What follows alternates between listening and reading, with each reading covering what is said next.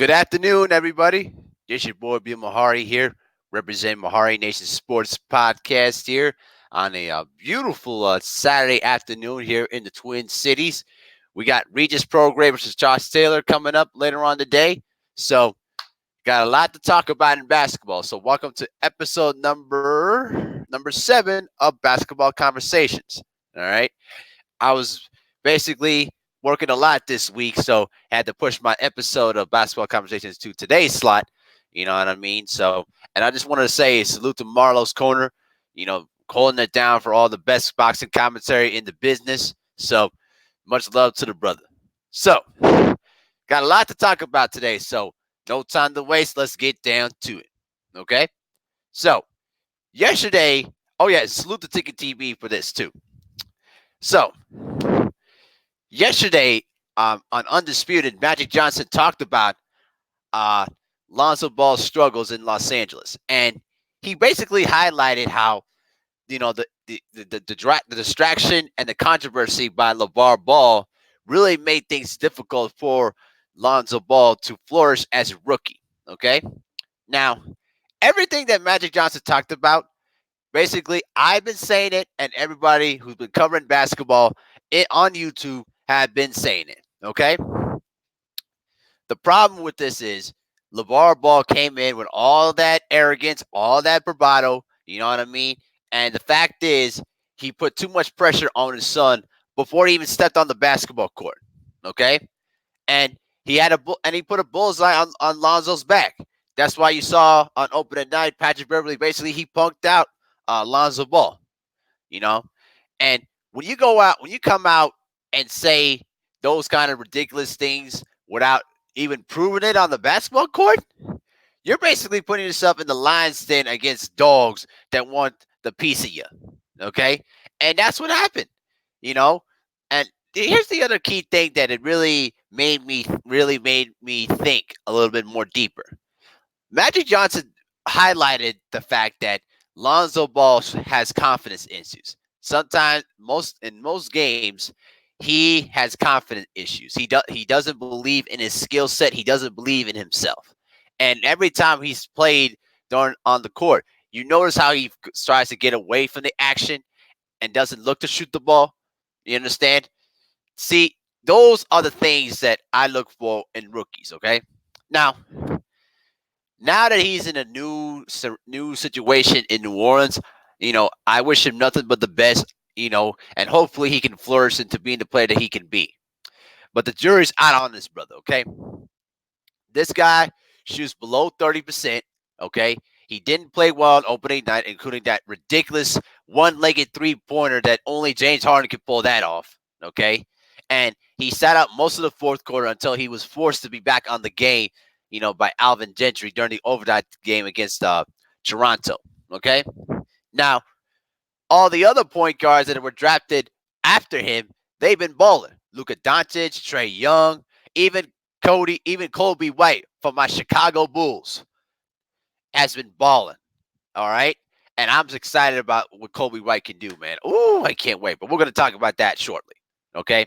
But the thing is this: Lonzo Ball knows his career is in jeopardy. Okay. If he don't produce, if he don't play like at a high level, his NBA career is over. All right. That's what it is. Okay. And the fact that LaVar Ball put all this pressure on this kid at it before he even stepped onto the NBA scene, he put the bullseye on Lonzo's back. And basically he got exposed to what he was. Okay. This guy had a horrible jump shot. One of the weirdest looking jump shots I ever seen. And LaVar Ball keeps talking about, we don't need to work on his jump shot. His jump shot fine. Okay. Can you explain to me why he can't shoot threes or make free throws or can't even finish a layup? Okay. That's what it is. All right. LaVar Ball needs to sit down somewhere because he's got to deal with some issues with the pending lawsuits that he's going through right now, and especially being exposed by one of his business partners about a lot of the fraudulent practices that the big baller brand's been doing. So that's basically what it comes down to. So I wish nothing but the best for Lonzo Ball. Hope he can probably prove himself this season, but it's not looking good right now. And everything that Magic Johnson said is 100% on the money. Okay, the fact that you have a legend like that has a great intellect for the game and basically can explain what happened, man, you're under the 8 ball now, bro. You know what I mean? So let's go ahead and check out the chat. Tony Dewar, what's going on, brother? How you doing? He said, salute King. He said, facts. He said, Jeffrey Thompson, all hail Abil. Thank you, man. Appreciate the love. Y'all go ahead and smash that like button and also share the live stream, though, too, okay? So Tony Dewar said, Lavar really effed up his development. Agreed. Absolutely agreed. You know what the worst part is? The worst part is he tried to rub it into other people's faces that you don't want to rub people the wrong way to Steph Curry, Michael Jordan, Charles Barkley, all sorts of people, okay? LeVar Ball made himself look like a fool, and the NBA players noticed that, all right? So that's basically what it comes down to. Jeffrey Thompson said, Lonzo isn't exactly tailor-made for the NBA, in my opinion, but LaMelo, on the other hand, we'll see what LaMelo Ball does. But I'm hoping that Lonzo can basically, protect LaMelo Ball to the implications of what his father might do to him. Understand? LaMelo Ball can be a very good, talented player in this league. I've seen what he can do. But like I said, the influence of his father is going to make it very, very difficult for a lot of teams to draft this kid. He is talented, yes. All right? No question about it. But like I said, if LeVar Ball continues to run his mouth, outside NBA circles, it's going to make it very, very difficult for LaMelo to have any other chance to go to the NBA. That's just what it is. All right? So let's move on from that subject in hand here. I want to talk about the Clippers and the Lakers comparison. So I I was listening to some comments about people, trying to say that the Lakers are still better than the Clippers and all that. Tony Dewar says, I think all of his kids have great potential. Their father is a bad apple. Indeed, I definitely agreed. So here's my point about both the Clippers and the Lakers. The Clippers are a far better team. I mean, there's nothing else much to be said. They're far better defensively. You got two of the best two-way players in the NBA. You got good central pieces around that team.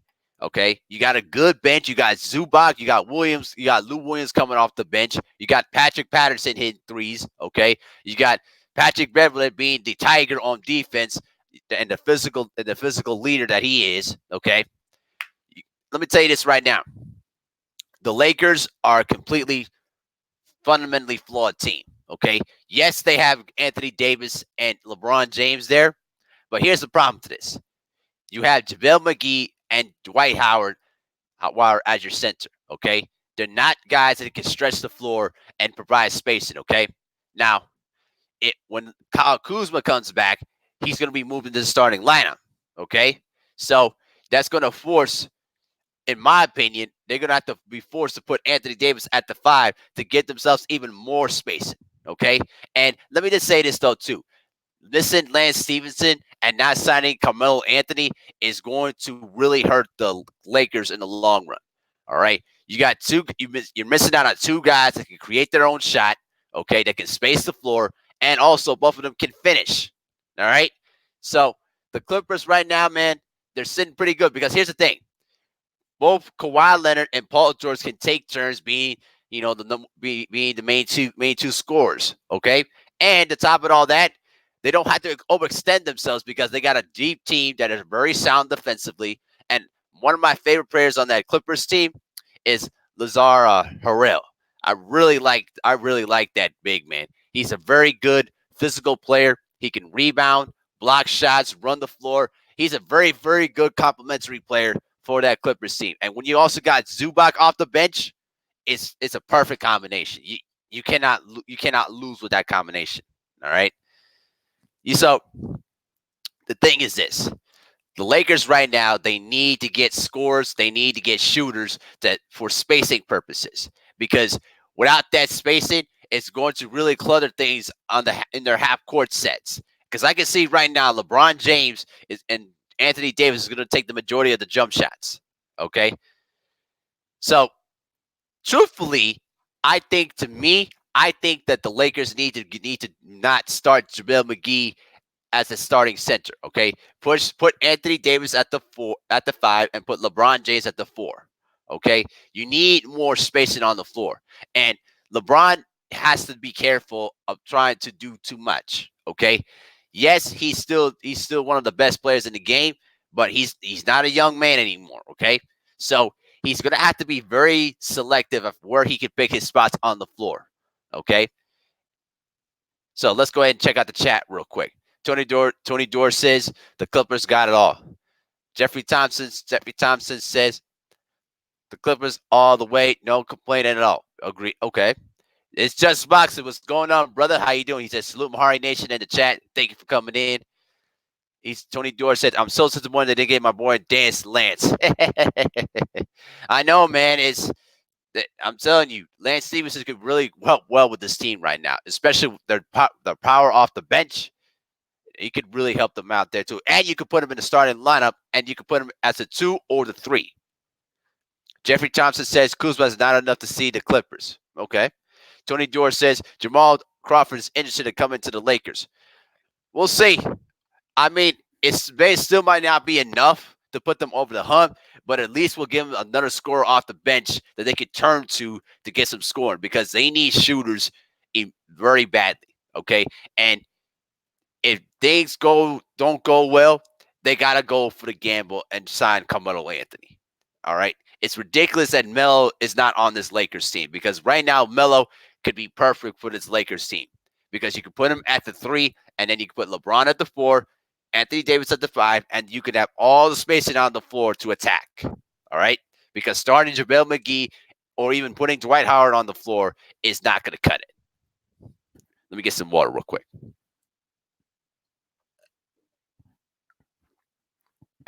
So that's the way I kind of see it at this point right now, because the Lakers right now, there's still a lot more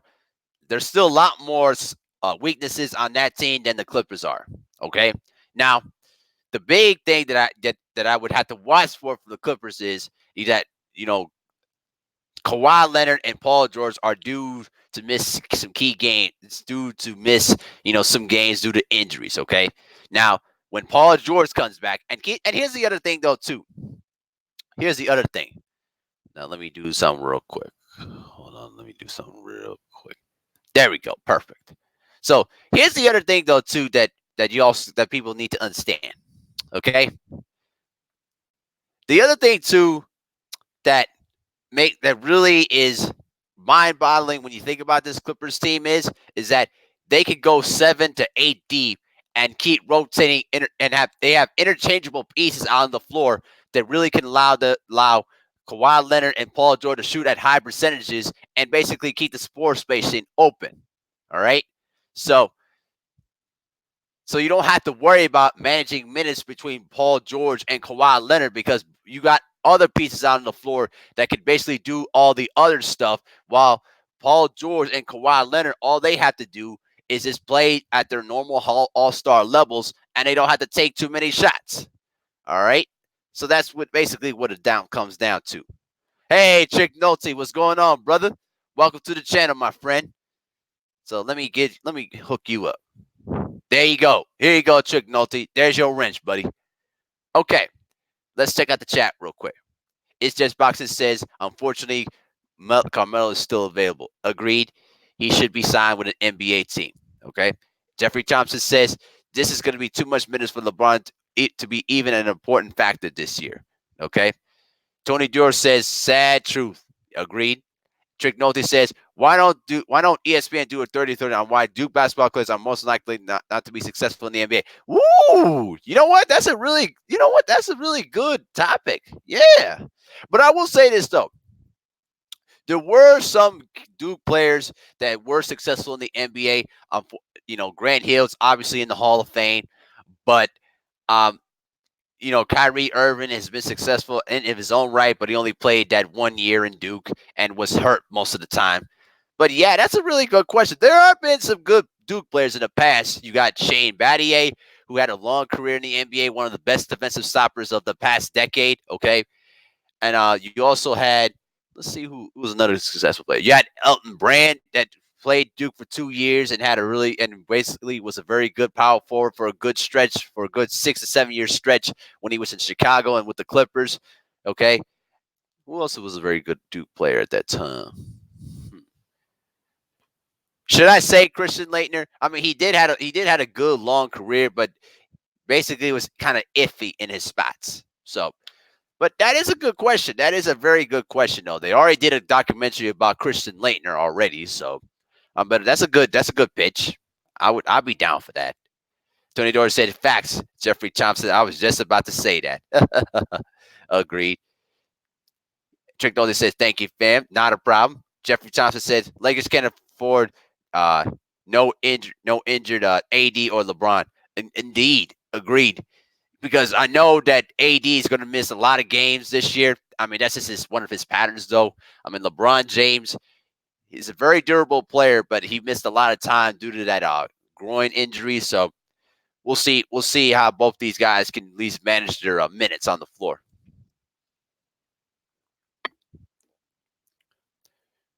Tony Dore says Duke is a bunch of systematic players. I mean, yes, to a certain extent, a lot of their players, yes.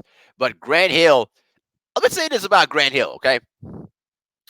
The one thing about Grant Hill was that he was a far talented player than the system was, okay? You go back to that 1993-94 team that made it to the national championship game against Arkansas.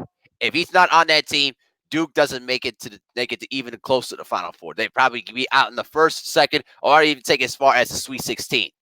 Okay, Grant Hill was a far superior, talented player for his time. Okay, and he was the missing link to help Duke win their first two championships in both 91 and 92. Okay, you know what I mean? So they've had some really good players that were outside of the system, but I do agree that they won most of their championships basically due to the same motion type offense that Coach Mike Krzyzewski implemented from legendary Coach Bob Knight. Jeffrey Thompson also says Tony Jordan just the pressure of injury prone players like AD and now LeBron is stressful in of itself. On top of playing a good enough teams to make the playoffs. Agreed. Yes, sir. It's just Boxing says Trendon Landry was a really good Duke player. He didn't make it to the NBA. He had one stop in the NBA with the Cavaliers, but didn't play many games there. But he was the original JJ Redick, from 95 towards the 99. You know what I mean? He was a really good shooter though. But I remember watching that 1999 national championship game. There was no reason for Trendon Landry to handle that rock against a very good defender of UConn of Ricky Moore during that period. But Coach K put the ball into the hands of his best shooter, to be the one to win the game for them, and it didn't work out. So, that's this. It is what it is. That '99 team, Duke was really good too.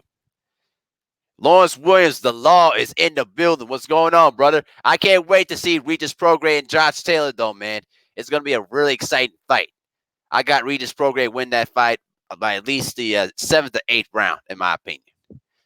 Trick Nolte says college basketball trivia. Name the player from the University of Pitt who broke the backboard on a vicious slam dunk. Woo! Good question. Shoot, I used to remember that name. Man, I know Darvin Ham broke the backboard in 1990. Was it 96, 97? I think. That's a very good question. I don't know. That's a very good question. I'm gonna have to check that out. Pittsburgh basketball player broken backboard.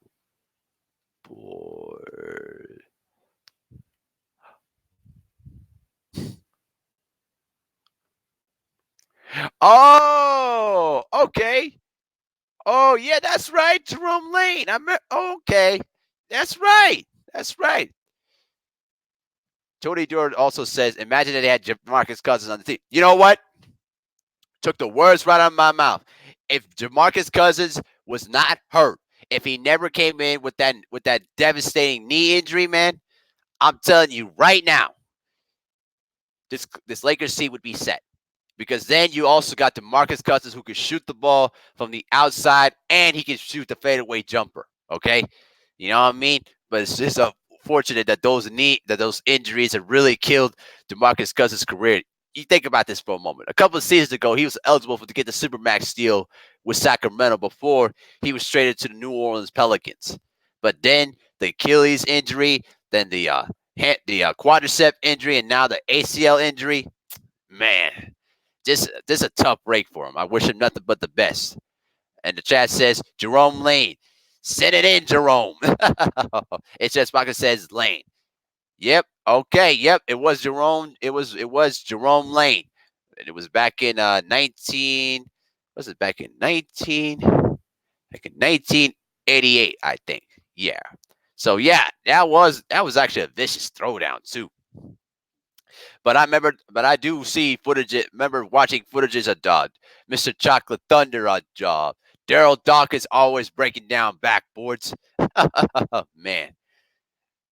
Trick Nolte said Jerome Lane breaking the backboard. That's why they call me Trick Nolte. Trick boxing and sports trivia.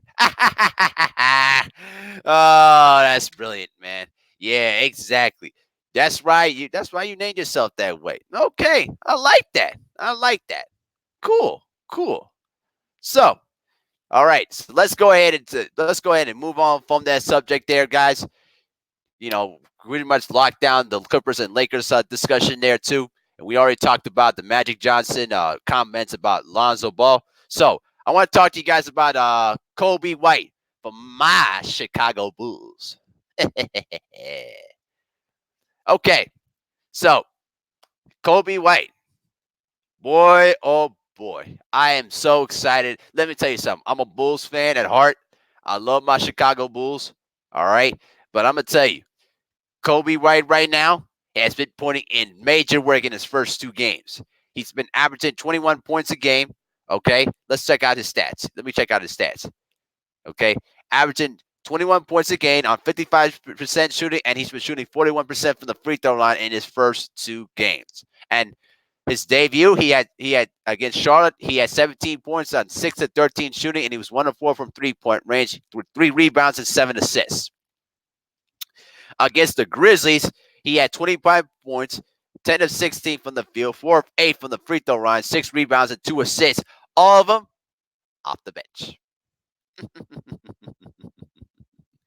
Woo! I'm telling you right now, man, I'm so excited for my Chicago Bulls because finally, we got a potential point guard of the future. All right, it's been a long time since the devastating injury of Derrick Rose. Okay, but Coby White, woo! I'm telling you, man, this North Carolina product, bro. I'm telling you, he has been putting in work. It's only a matter of time before he comes off the bench. You know what even the scary part is? The scary part is he's only 19. All right, and his ceiling is only going to get better. You understand? This guy has been putting in major work. I'm telling you, Luka Doncic, Trae Young, Coby White, John Morant. I'm telling you, the future of point guards right now is lock on set, bro. It's lock on set. I'm telling you, Coby White. The best part about his game is that he can shoot you. He can beat you from the outside. He knows how to control the pace of the game, and also the best part about his game is that he knows how to control the pace and not overexpend himself. Now the chat's chiming in on it. Jeffrey Johnson said, "Coby White is a diamond in the rough." Absolutely, and he's on my Chicago Bulls. Yes. Tommy Dore says, "Give it 3 more games. I bet he started." Indeed, and the best part is you also get to pair up with another very good 2 guard in Zach LaVine, who we gave up in who the Timberwolves gave up in the Jimmy Butler deal. I bet you right now the Timberwolves regret trading Zach LaVine right now because he's been putting in major work. Okay, let me check out Zach LaVine's stats too. Zach LaVine's stats. Okay. So right now, the guy's been averaging about 26 and a half points per game. And against the Grizzlies, he dropped 37 points. Okay. So I'm telling you, though, man, this kid right now, this kid, Woo! His ceiling is dude. He has been getting better, and I'm telling you, Zach LaVine continues to put up big numbers every single season. Okay, now you got a point guard in there. Okay, you got a fresh young point guard there who I've been hearing through some of the players that he's a bad dude.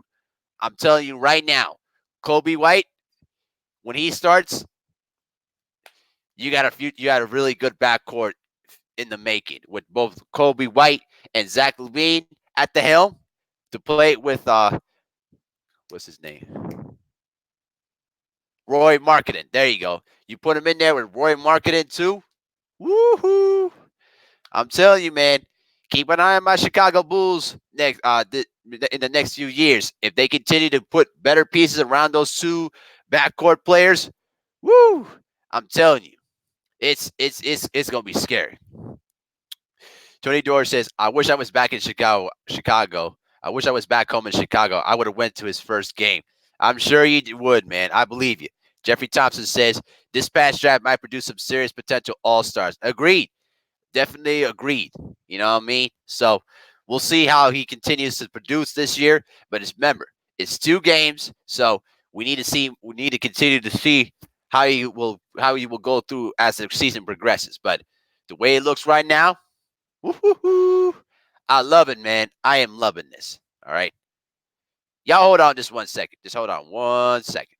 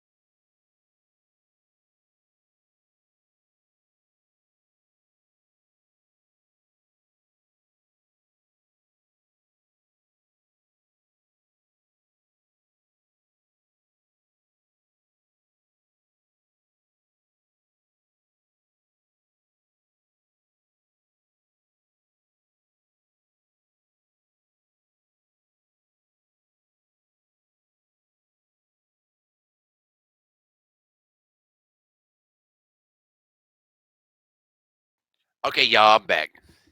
Just had to take care of some. Just had to take a little bit of business there. So, all right.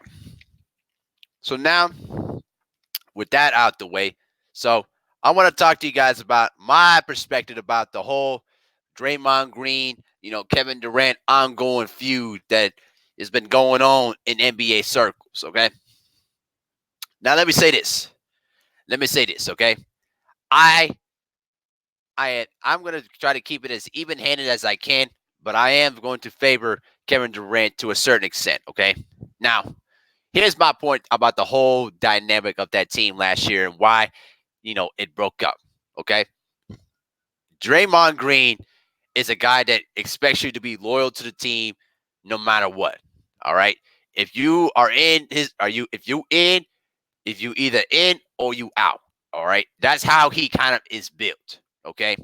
Now, the fact that he put those kind of sentiments in there with Kevin Durant, shows me about Draymond Green how loyal he is to the team. But here's the problem I have with this. Okay, here's the problem I have with this. Okay, Kevin Durant has been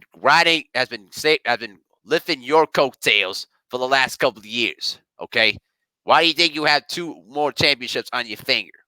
Okay, so let me put it like this. Okay, I am 100% on the side of Kevin Durant. Okay, because Kevin Durant was a free agent, and he basically did what he did. He did what he did for Golden State, and he had the absolute right to choose where he wanted to go.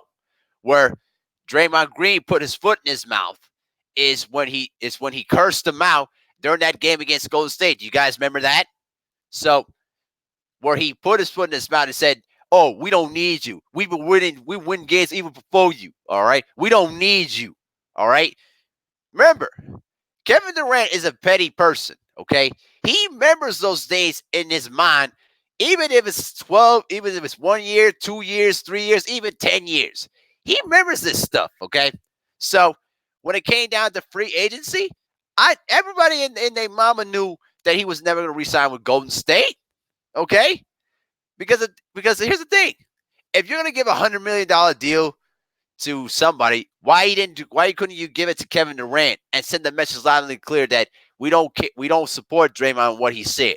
All right. So the bottom line is this. Okay, I understand what Draymond Green was feeling, but bro, you put your emotions in the way.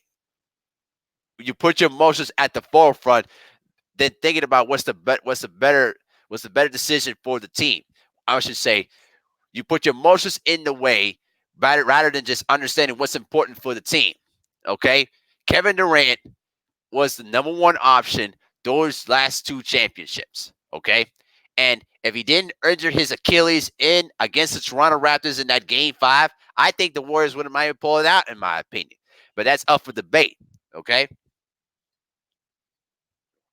but the point is this: the point is that Kevin Durant can decide what he wants to do with his life. He's his own man, and he's the number one best player in the NBA right now.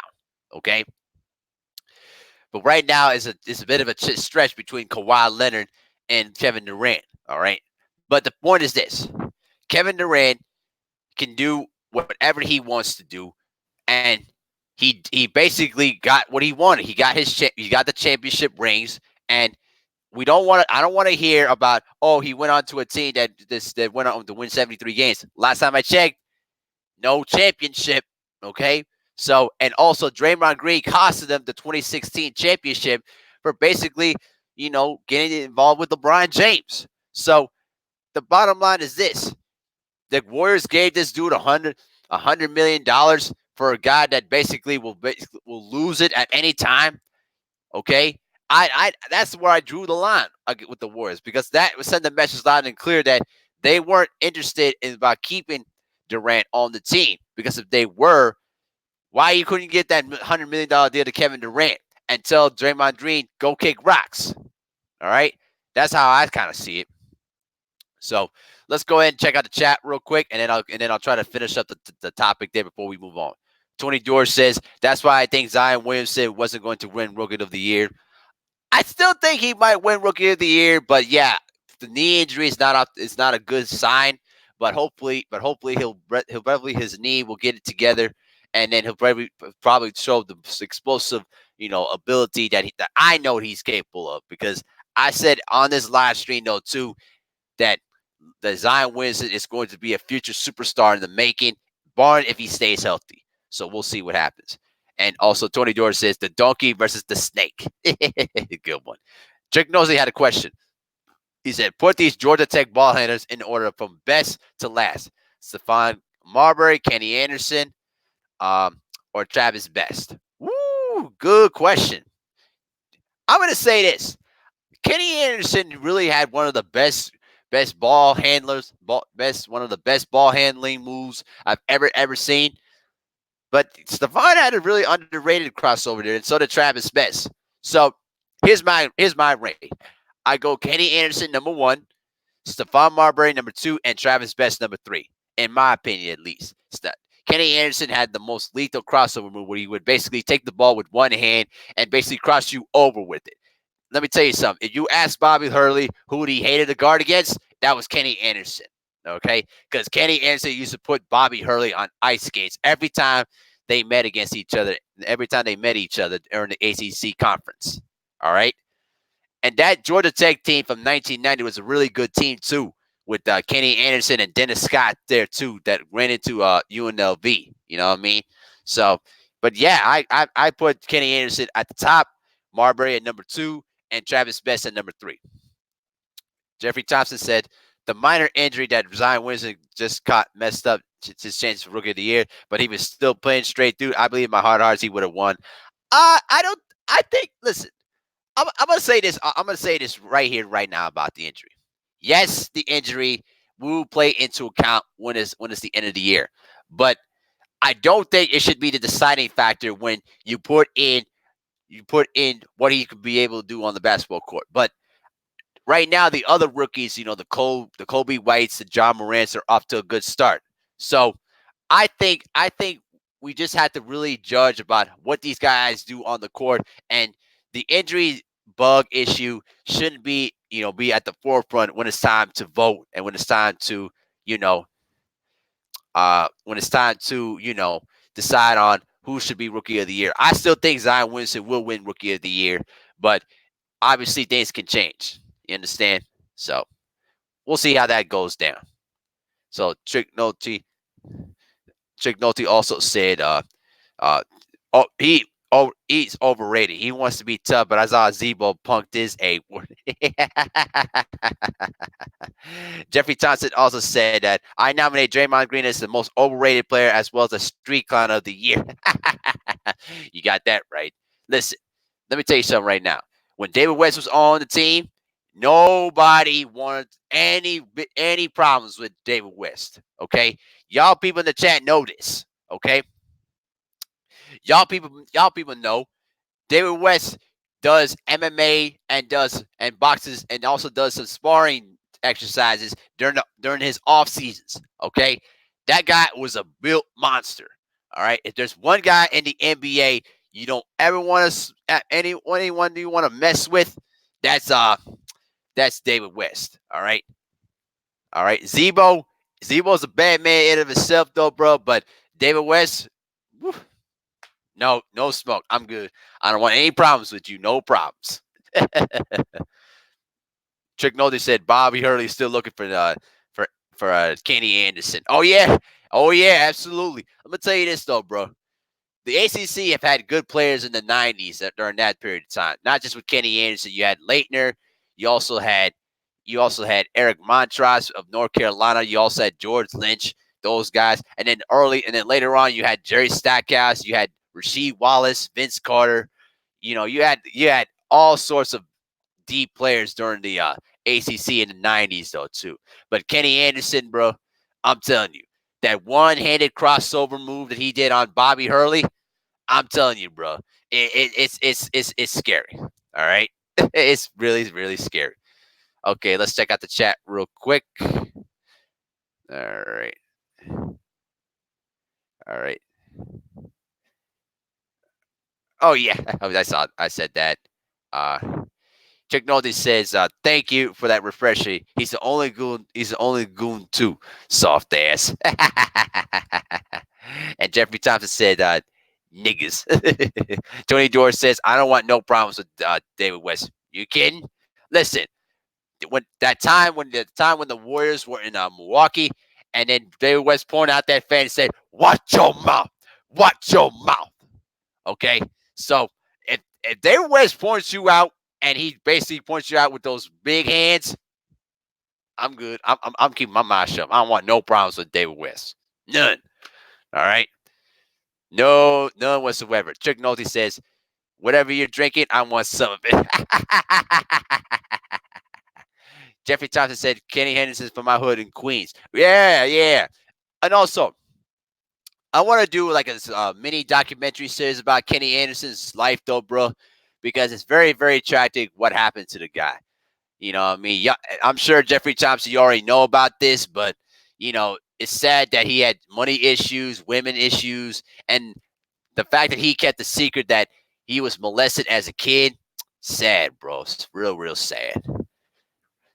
But next year I'm gonna try to do a tragedy stories on my channel though, bro. So I'm gonna try to edit some content there for you guys to try to get you guys, tragedy stories. You know what I mean? Drake Nolte says David West hands are registered. Yeah, you agreed. He said Tony Dorsey said, what about James Johnson? He's 7 foot. Look here, man. Look here, man. I don't care how tall you are. David West would knock anybody out. All right. Listen, Dodd Udonis Haslam was basically was trying to start something with David West, and David West was looking at him like, bruh, go away. Like, go away. You don't want this work. He's Tony Dorsey said MMA career. Trick Nolan said he was laughing, and then Trick Nolan said Ed Carter was an underrated dribbler. Oh yeah. Oh, you know what? That's a good one too. Ed Carter was a very good underrated dribbler too, but he really didn't have a good jump shot though during his time in North Carolina. And in that '98 semifinals against Utah, Andre Miller took him apart with just his all around brilliance. He could score. He was able to score against him. He was able to out rebound him, control the pace. And the one thing about that Utah team was that they could basically adjust to any style. Okay. They didn't turn the ball over pretty much. They always look to cut to the basket and look for easy buckets. Okay. And they do, and their man-to-man defense led by Coach Rick Majerus, very, very underrated. And I'm telling you, man, there's teams that just never able to beat. Utah could never beat Kentucky in the tournament, and that championship game in '98, they were up by 10 points and they couldn't hold the lead. I mean, that just happens sometimes. Like they say in boxing, styles make fights. So that's what it is. Okay. Tony Dorsey says, I mean 7-0 in his MMA career. James Johnson says, being B-side scene. Okay. Trick Nolte just asked me, Mahari, who would you build your team around, JRE or Ferris Diembo? How about neither? All right. Nah, man, I wouldn't build my team with neither of those guys. That's all good, man. y'all be tripping in this live stream, man. So, but let's go ahead and move on, and let me stay focused on the next topic in hand here. Okay. Now, my question for my hometown Timberwolves is going to be: could the Timberwolves make the playoffs? And one of my friends of mine outside of the internet has been kind of just rubbing in my face, saying like, "Oh, the Wolves are undefeated. They're gonna make the NBA Finals." Bro, stop. The Timberwolves right now need a huge overall fundamental change about their team. Okay, and it starts from the ownership to the executive position, and basically through the coaching staff. Okay, if that's how you want to do it. Oh, Trick Nolte said, I'm probably the oldest cat in the chat. I just turned 46 on Tuesday. I share a birthday with Deontay Wilder and Cameron Kintron. Oh, nice. Oh, that's great. Yeah, cool. That's great, man. Congratulations, though, bro. In fact, next Sunday, I turn 27, too. So, just wanted to give you guys a little heads up about that, too. So, let me get back to this work. Okay, in the words of BFTV. Okay. The Timberwolves right now are stuck in a limbo because you got two young players, one that's already an all-star in Cat, and then another guy who is just too inconsistent a lot of times, Andrew Wiggins, okay? Now, the only way that I can see the Timberwolves get into the playoff mix is if they start winning some games on the road against the Eastern Conference and against some of the elite teams. They're going to have to really get some wins in there, okay? Now, the problem I see with the Timberwolves is that they're not really sound defensively. There's too many times where they give up too many easy buckets. They don't get back on defense very well. And even though they won their two games against Charlotte and against Brooklyn, those are games that they probably could have lost either way. So honestly though, man, the West is too deep. I don't see them making it into the playoffs. Could they be in the mix? Sure. But to be honest with you, I think that the Timberwolves right now are going to be on the outside of the playoffs looking in when it comes down to March to in April. I don't see them in the playoffs in the future because again, they need a fundamental change about their team. Okay, and I hope Ryan Saunders can be that spark plug that get Andrew Wiggins to finally play up to his level that he's capable of. I'm just done with Andrew Wiggins at this point because I've seen enough games to know that this guy does not care about basketball. He just wants to just get his numbers, get his paycheck, and go home. That's what I see out of the kid, and that's why Jimmy Butler cussed him out at that one practice because he saw him as soft, you know. And I will say this though too, Jimmy Butler, congratulations on the new kid though too. So best wishes to you and your family. Okay, so let's get back. Let's get to the second to last subject here. Okay, so the question is also going to be: will the Golden State Warriors make the playoffs? I say yes.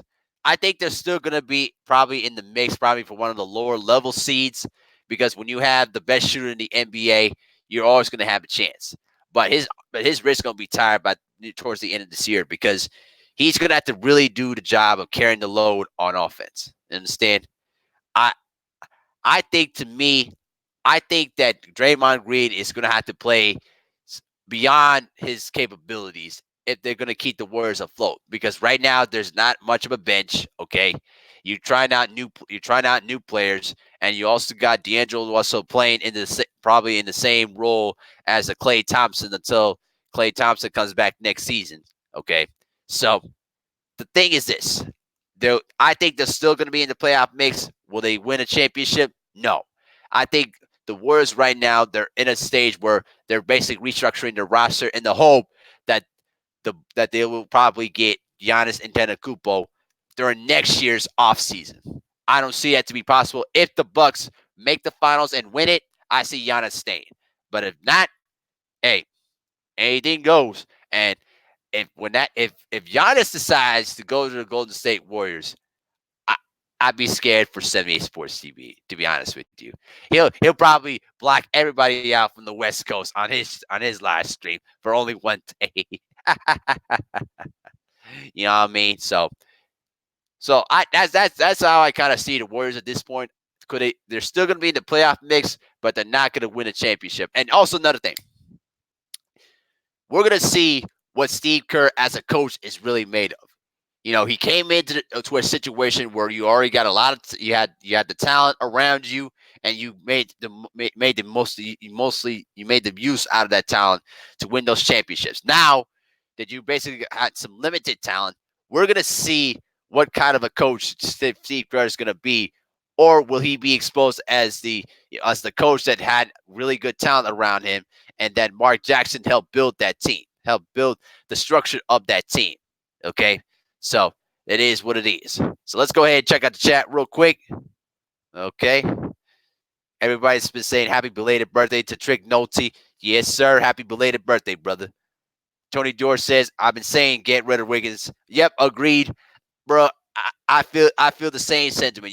Listen, you're not the only one. A lot of the Timberwolves fans have been saying that the contract that they gave him, that max contract, was a complete waste of a contract.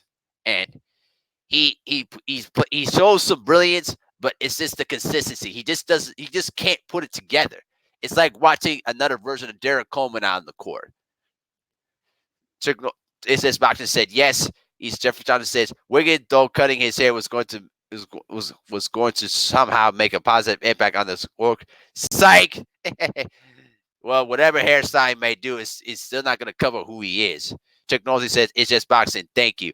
One of my baby mama let me use her food stamp card, and I went grocery shopping. Oh, man. Trick Nosey said, Tony George, thank you. You know, Jake Johnson is laughing. Trick Nosey says, thank you. And Jeffrey Johnson said, no, your baby mama is the real MVP. Oh, man, bro. Oh my goodness, man. I'm gonna stay away from that. Man. Boy, we've been going on for almost 50 minutes though, man. It's been great, bro. I've been having so much fun with you guys. Real talk though, man. Oh, and Trick Note also said, my uncle told me always date women with kids because they always have food at home. Oh my God. Oh. Oh man, you guys have been tripping in the chats. But I'm loving though, man. I'm loving it though, man. Oh, and also now Jeffrey Thompson said, check Note. No, your uncle is the man of indefinite wisdom, LOL. Okay. I'm gonna tone it down a little bit now. Okay. Oh, no, another one. Trick Nolte now counters back. He said, "That's right. MVP stands for mashed potato, veggies, and pizza." Oh my God, man. They are just having so much fun, though, man. Trick Nolte is just laughing his butt off. Ishak Washington just said, Derek Desor just knocked out Price. Oh, okay, cool. Yeah, man. I'm gonna try to finish this live stream real quick and try to get to the Josh Taylor Regis Pro great fight, though, bro. It should be a great fight. But let me get into this. Let me get back to this work. We're near down to the home stretch, okay? So the last topic I'm gonna get into, and then I'm gonna get into a historical topic here before we shut it down.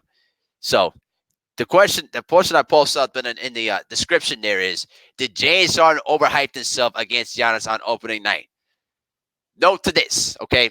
The little spat between Russell Westbrook and James Harden is not really a big deal because there's just two guys, competing, trying to figure out some things on the court though. So I'm not sold on that at all. It's not a big deal, but I will say this. James Harden is continues to be exposed as the player that he is. Always taking 7 to 8 dribbles to get a shot off, trying to do crazy one-legged three-pointers.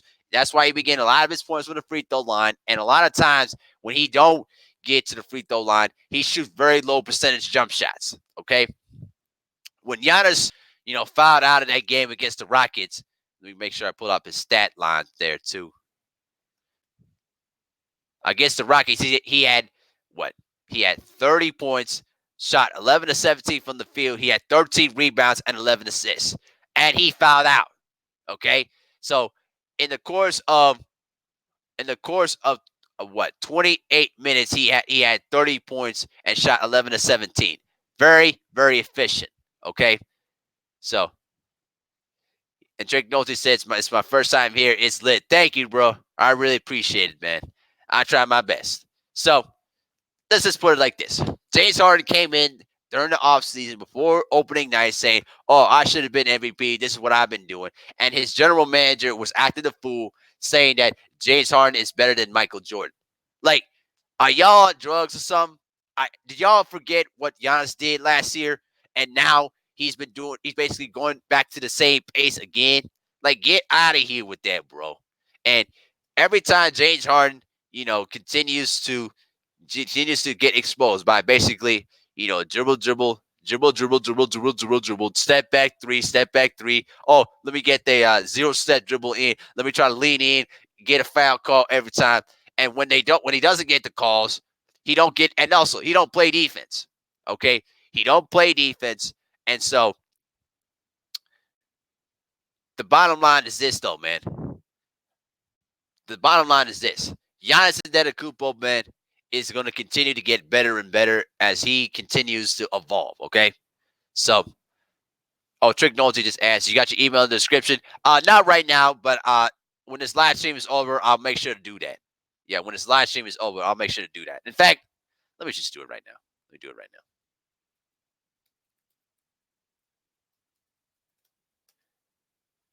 All right, there you go. Trick Nolte said, I was told back in my younger days that the MVP stood by magical Vietnamese. Of course, Army soldiers told me that. Oh my God. Oh, hold on. Oh my God, man. Y'all putting up some good stuff in the chat, man. Man, I am loving this, you guys. All right. So, man, it's gonna be man, y'all the best though, man. Y'all the best. So, okay. Tony George just basically said Harden and Westbrook as a team of two egos. Next, they are going to play a tug of war over the ball in a live game. Right, bro. This is what I'm saying. Both these guys, listen, they're friends, so they're always going to be cool with each other. But their games and their styles don't really mesh well in my view because they both want the basketball. They both need the basketball to be effective with it. For Russell Westbrook, he loves to push it up the floor, full speed ahead, go right at you. Okay. And also For James Harden, he likes to go one-on-one, step back threes, take 7 to 8 dribbles, basically pausing the offense around, you know. It's just ridiculous how James Harden can sit here and put up all these numbers. When it comes playoff time, where are you? Where are you comes playoff time? Nowhere to be found. So at the end of the day, man, at the end of the day, bro, people need to just settle down about this though, man, because Giannis right now is basically now developing a jump shot. And when he continues to develop that jump shot from the 3-point line, I'm telling you, bro, it's over. It's over, bro. You know what I mean? Jeffrey Jeffrey Thompson said, if the Greek Freak goes to the worst, Milwaukee is going to have a goddamn right. Well, yeah, you could obviously ask 7 8 Sports TV to start that. I'm telling you, man. Oh man, I would not want to be him, right? I would not want to be him if that happens. Tony Dore says, hell, I'm gonna have a riot. I'm sure you will. I'm sure you will. So I'll tell you this though, bro. If the Bucks continue to perform well, and also, can somebody please tell Chris Middleton stop taking fadeaway shots? Just stick to just good basic jump shots, and just continue to spread that floor. Okay, I think the not re-signing Malcolm Brogdon is going to really hurt the Bucks. Down the line during the postseason, because you're going to miss another guy that can also create his own shot and is very good finisher at the paint, and also can defend, the guard positions too. So I think I think Giannis Antetokounmpo is going to continue to have another spectacular season. MVP, we'll see what happens. I think I have him as my preseason pick for MVP. I have him as my preseason pick for most valuable player. But we'll see what happens though. But I just find it funny how James Harden tries to, put up all these stats there, but where are those stats come playoff time? You were basically averaging about 40 points a game during the month of February, but where was that during playoff time? Where was that at? Where was that at during playoff time when Mike D'Antoni's system don't basically says shoot all the threes you want, don't take long twos, and also don't try to go just for layups and dunks. I don't understand that. Jeffrey Thompson said, I don't know why. I don't know what the hell manager was thinking to get on Malcolm Brogdon like that. I think the big reason, in my opinion, was that Malcolm Brogdon had a history of injuries, and I think the big concern for the Bucks is that could he have stayed healthy? Could he stay healthy in the long run come postseason time? Because he missed a lot of time. What was he injured with? Let me see. Malcolm Brogdon.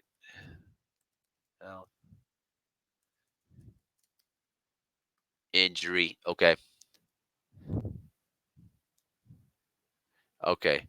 Yep. He had a basically had a foot injury. So he basically had a bad foot injury, and then made him miss a majority of last year's playoffs. So I think that the big issue was, could the Bucks trust Malcolm Brogdon to stay healthy and really be that secondary guy to help Giannis? And I think they were maybe sold more on Chris Middleton than they were on Giannis. I mean, I'm saying on Malcolm Brogdon, but I don't agree with that.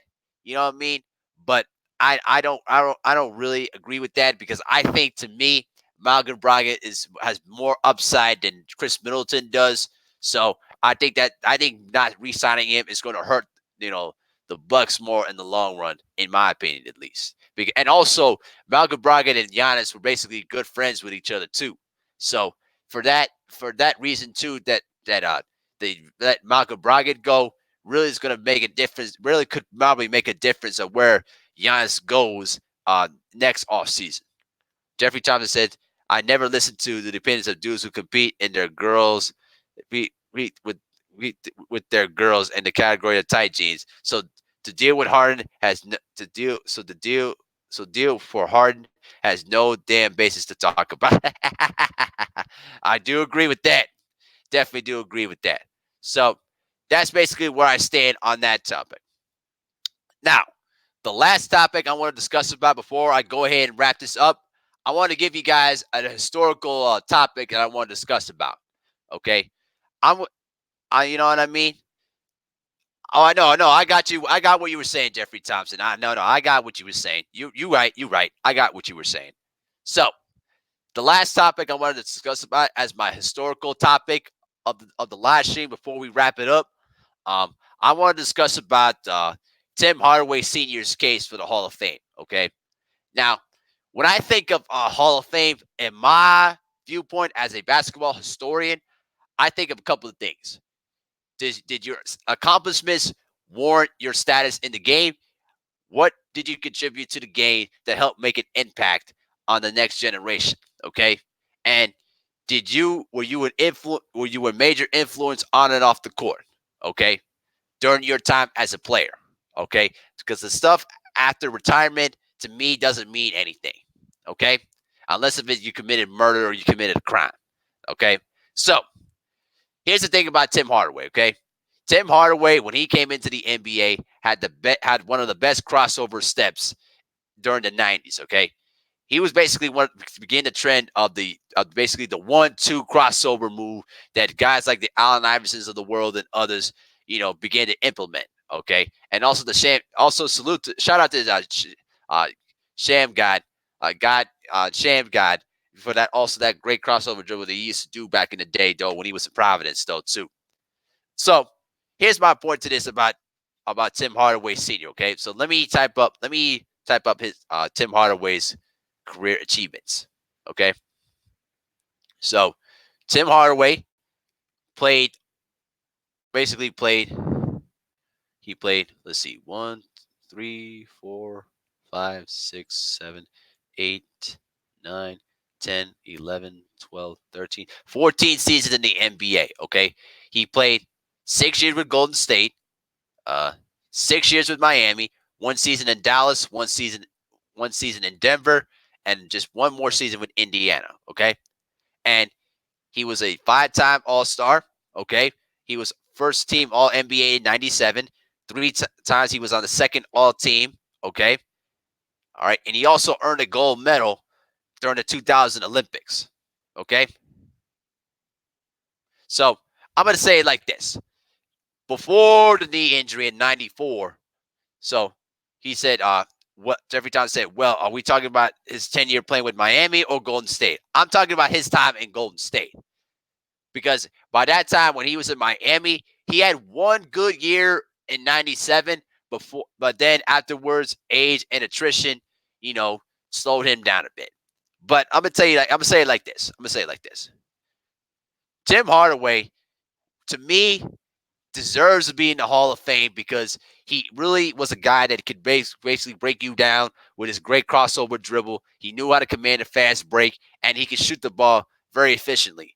And one of the most selfless things that he did during that 91-92 season when he averaged a career high 23 and a half points per game, he basically gave up his starting position in the Western Conference All-Stars to allow Magic Johnson to start after the whole HIV conversation. Okay, so Tim Hardaway during a 4 year stretch, he averaged about 23 points per game between 91 through 93 before the knee injury came in and not during the 93-94 season. Okay, so basically the point is that this guy had impacted the game with his crossover dribble, and he knew how to command the point guard position, and he was a motivational leader too, especially during that times in Golden State where the team was just out of sorts. Basically, you went through running TMZ with Mullen and Richmond there too. I hated the fact that the Warriors traded Richmond to Sacramento for that bum Billy Owens. Okay, and then you had Sprewell, uh Sprewell and Chris Webber for 1 year together, and then basically that team fell apart there too. So here's what I say: you know why the big reason why he's not in the Hall of Fame.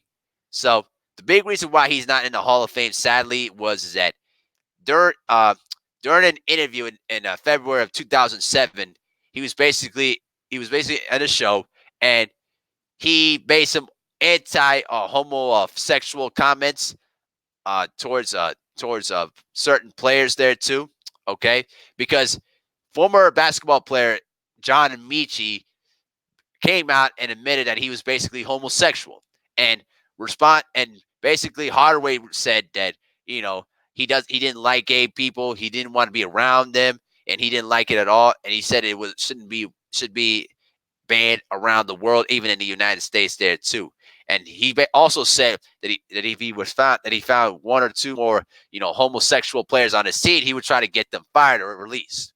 But that was not really a smart thing for him to say, because unfortunately a lot of people are holding his career achievements against him for what he said in that radio interview. But the thing is, though, man, the thing is, he he paid his dues. Okay, I researched him after what he did years after that. He's been a supporter of the LGBT community. He's basically been doing you know events in support of the homosexual community. So in my opinion, though, man, in my opinion, he served his time, and also he paid his dues. So I don't appreciate the fact that people are still holding him against about what he said beforehand. Okay, I believe in my heart of hearts that if you paid your dues and if you paid your time, you know what I mean, that you should be forgiven. Okay, all right. He didn't like. It's not like he committed a crime or anything like that. But this world right now is just so, it's so soft, and I don't like how people just hold, grudges on certain things. Okay, especially on that front, on that end. Okay, so in my opinion, at least,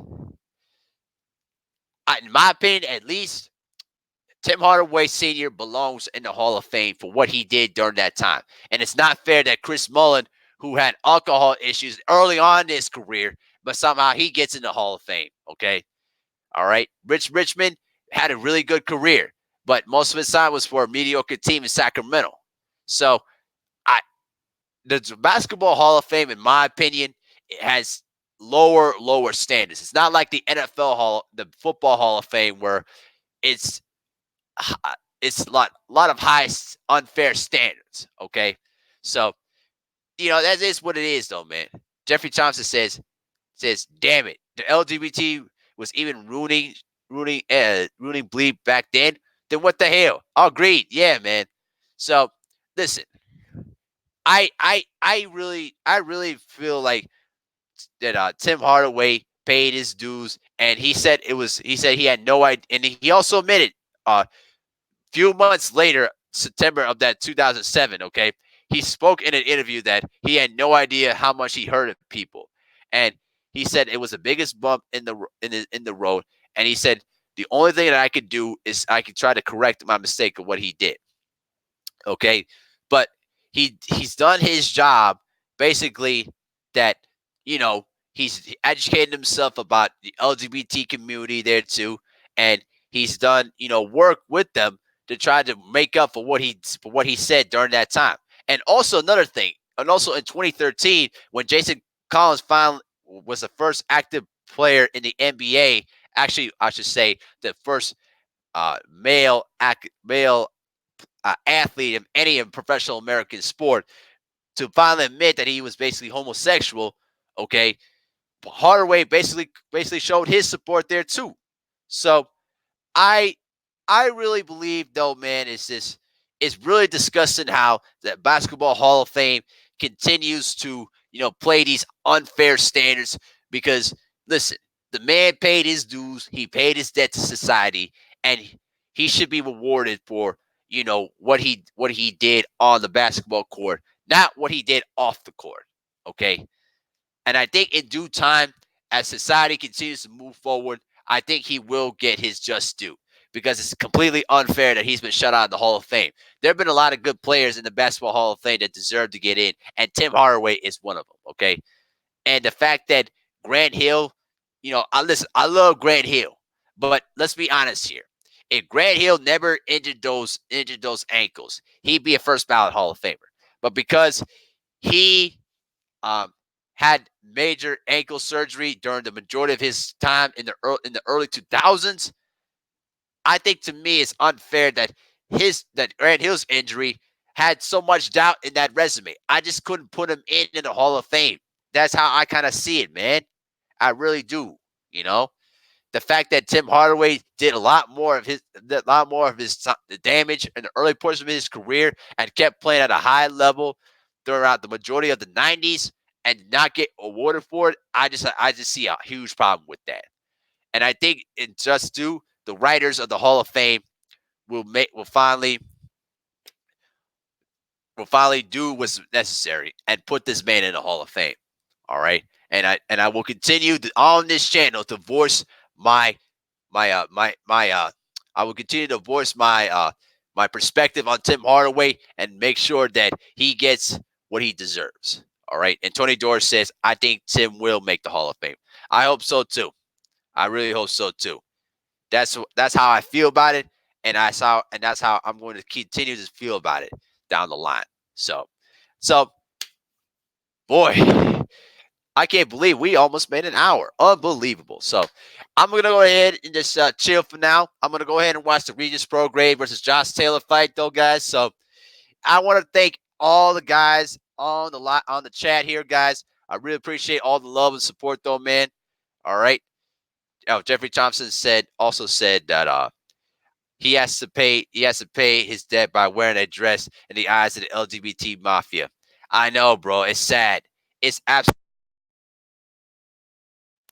it's absolutely sad that these people have this huge hate in their hearts and they just won't learn to forgive. You know, it's just ridiculous, man. So I'm gonna go ahead and just shut it down for now, guys. Boy, we've been at it for about an hour or so. But I want to thank all the people in the live stream for their continuous support, though, man. I want to thank you guys for engaging in this great conversation, though, bro. And you guys really knew how to lit it up in the chat, though, man. So go ahead and share the live stream, guys. Listen, everybody with the wrenches, try to make sure to share this live stream to all your social media platforms, and let's continue to grow the channel even further, okay? So I'll be back later on tonight with Boxing Talk. We're going to discuss about the pound for pound rankings, okay, after the Regis Prograde and Josh Taylor fight, because I want to give you guys a good analysis opinion about the pound for pound ranking set out by Ring Magazine. So, but thank y'all for tuning in. Make sure to smash the like button on the way out. This is Bill Mehari, representing MehariNation Sports Podcast. Salute to the entire LDBC, and we out of here. Deuces.